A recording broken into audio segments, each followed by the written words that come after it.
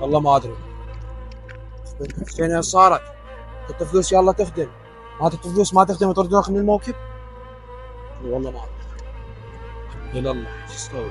زين السنه وين راح اخدم هذا؟ شوف ابني هذا جايب لي كم فلس. عمو عمو شلونك؟ هلا عمو. هاي فلوس ابوي. انا جمعتهن خلوا السنه اخدم وياكم الموكب. هاي جمعتهن من عندي. من عندك؟ ايه. الظاهر ابوك ما يجي الا بالعين الحمراء. هو ابوي ما عندي. ما عنده. ان شاء الله خير.